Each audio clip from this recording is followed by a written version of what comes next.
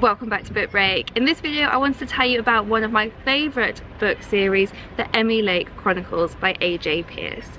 These books are set during the Second World War. They're set in London during the Blitz, and they're about a young woman called Emmy Lake and her friends navigating life during the Blitz. As you would expect from that, their lives come with a lot of hardships. There are a lot of scary moments, there are a lot of really sad moments, but what I love so much about this series is it is so funny, so heartwarming and feel good, and I feel like it's just exactly what so many of us need to read at the moment. Emmy Lake lives with her best friend Bunty, and I loved Emmy and Bunty's friendship, and she also works for a women's magazine called Woman's Friend. The first book follows her getting that job, and through the magazine you meet an even wider cast of characters as well as the readers who write in, so you get to hear such a variety of stories.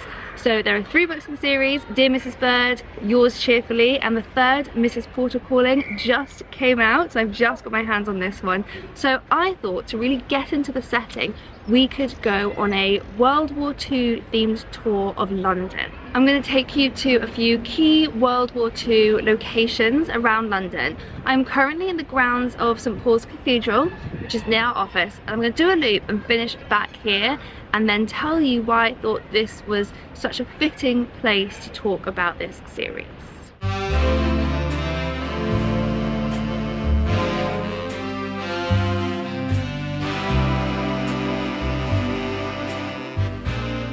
So I'm starting here on an ordinary residential road in London, Lord North Street. But what's amazing about this street is that you can actually see really clearly on the wall the remnants of a sign to an air raid shelter. There's actually quite a few of them up and down this street, and it's such a stark reminder of what life would have been like for ordinary people during the Blitz, which we get a sense of reading the Emmy Lake Chronicles, that constant fear that so many people here were living in. Your home could be destroyed, your loved ones could be killed, and not just the ones fighting overseas. And the streets during this time wouldn't have been lit because of the blackout. Nobody wanted to have too much outdoor light. They didn't want enemy aircraft to be able to identify their targets, and so it would have been very dark, but the white paint on the wall would have glowed in the dark to help you find somewhere safe to shelter if a bomb hit, or as safe as you could hope for if that happened. So looking at these, the unrelenting optimism in the series just feels even more extraordinary when you think about what ordinary people like Emmy and her friends were really going through at that time. There are scary scenes in the book where we follow Emmy running to an air raid shelter, and there are hopeful, defiant scenes in the book where Emmy and her friends go out at night, go out dancing in spite of it all. And that optimism feels just even more moving being here and having it really brought to life quite how terrifying that time was, and how amazing that people managed to find so much hope through it. So let us cross the river. I'm going to take you to my next stop, and I'm going to tell you everything you need to know about the first book in the series, Dear Mrs. Bird.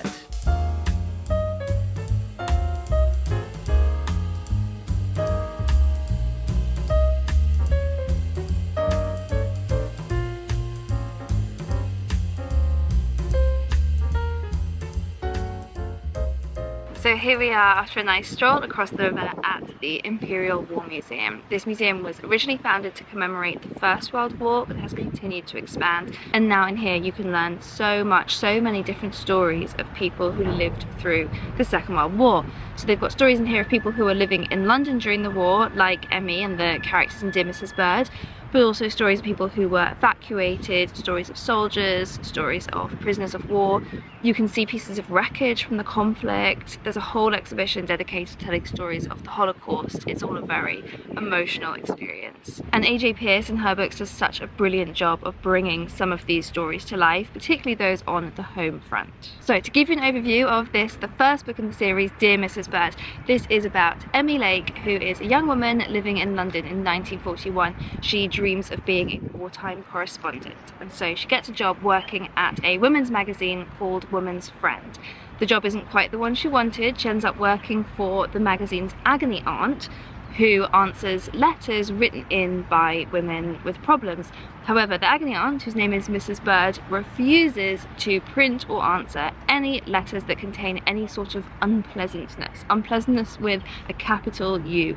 And she's pretty strict on that. Unpleasantness might include talking about pregnancy, It might include talking about your fiance or your husband being overseas and your fear of that. Anything that she deems unpleasant to read about, in other words, any real problems, she refuses to look at. Now that does not sit very well with our main character Emmy Lake, who perhaps foolishly decides to secretly start answering some of these letters herself to try and give these women the advice that she thinks they need. And A.J. Pearce said in an interview that she was actually inspired by reading an old women's magazine, and in there she read the story of a woman who didn't want her child to be evacuated, and so she had kept her child with her in London. The child had then been injured in the bombing and had ended up losing the use of his legs, and this woman had written into a magazine for help and support and advice, and so you can really see why Emmy Lake would want to help people like this. And so throughout the book we get to hear so many different examples of letters like these. Emmy does her best to help people who are struggling with grief and with guilt and who are morally conflicted in so many ways, and I really liked reading the different letters. It's a really good reminder of the huge variety of experiences during the war. I'm just going to read you the first paragraph of the book because I fell in love with this book right from that paragraph. This actually, funnily enough, was the first book that I read after getting my job here at Macmillan, and the second I read just this first paragraph I knew I was going to enjoy my job, I was going to enjoy reading these books. When I first saw the advertisement in the newspaper, I thought I might actually burst. I'd had rather a cheerful day so far, despite the Luftwaffe annoying everyone by making us all late for work, and then I'd managed to get hold of an onion, which was very good news for a stew. But when I saw the announcement, I could not have been more cock-a-hoop. So we're going to set off on another walk now, back to the river, go look at the HMS Belfast, which is also run by the Imperial War Museum, and once we get there I will tell you about the second book in the series.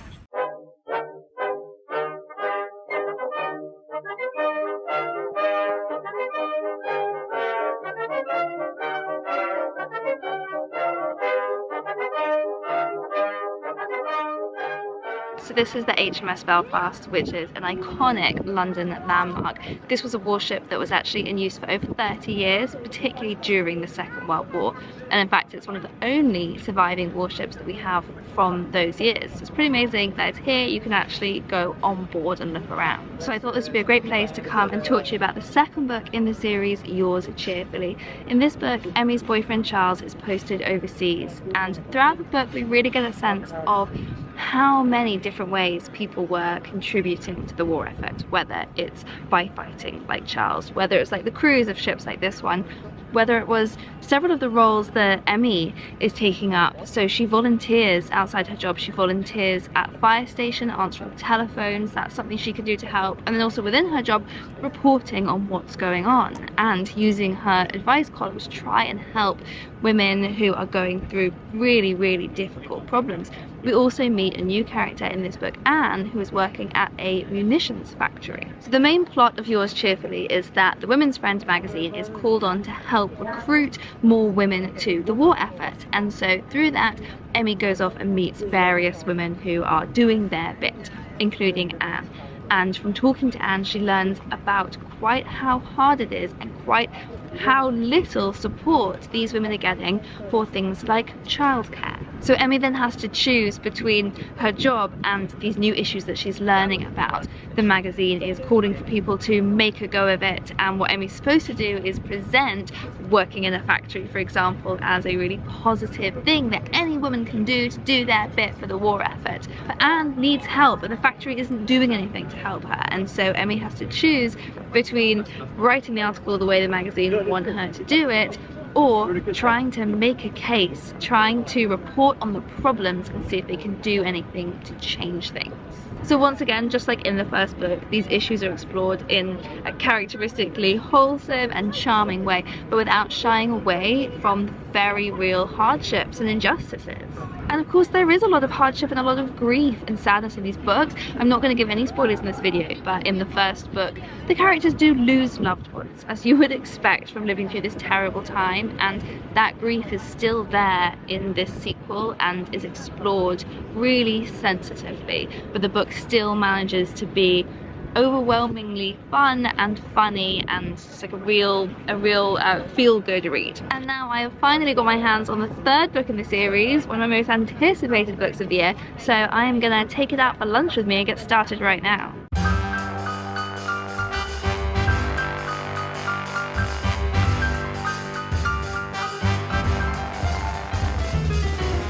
I thought I'd come get some food in Hayes Galleria, which was actually really badly damaged by the bombing during the Blitz and then kind of fell into disuse as London struggled to recover after the war. So it is lovely to see it thriving today. And I'm going to go and eat some food that isn't rationed. I've been listening to the audiobook of Mrs. Porterpool a little bit while walking around today, and the characters have been discussing foods that they are craving but can't get because of rations.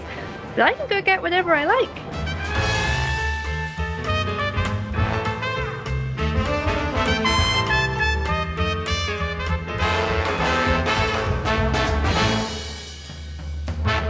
I am absolutely loving this book so far, as much as I knew I would. So I'm now going to walk to our final destination and we'll keep listening to the audiobook as I walk, and I will tell you everything I've learnt so far.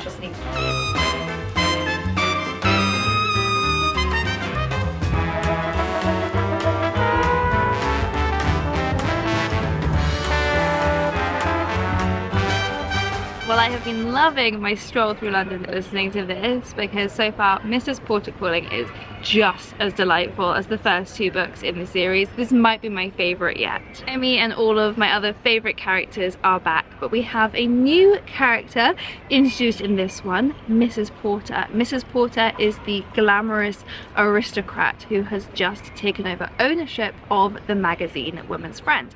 And she arrives, charms everyone, is eccentric and gushing, and insists that everyone calls her Egg. Her name is Cressida. Took me a little moment to figure that one out.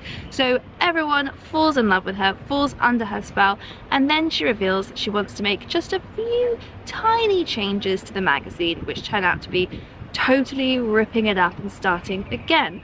Mrs. Porter, being the rich, glamorous woman that she is, has no idea what the readers of Woman's Friend really need. She has no idea what some of the poorer people in society are going through, and she wants to turn the magazine into something fun, something that she would read, something with society weddings on the pages and fashion tips, and something that makes you completely forget there is a war on, instead of what she deems everything being a bit mince, which is what she says the current Women's Friend magazine is. Of course, this is pretty devastating to Emmy and everyone who work really hard on making Women's Friend a magazine that actually can help people going through very real problems. So I don't know what they're going to do to save the day here, but I'm loving it so far. AJ Pearce might be one of the funniest writers. I've been trying and failing not to laugh out loud while listening to the audiobook of this one walking down the street. And the reason that I'm finishing up here in the grounds of St. Paul's Cathedral is because I wanted to show you two very different but very beautiful places that are just a few footsteps from each other.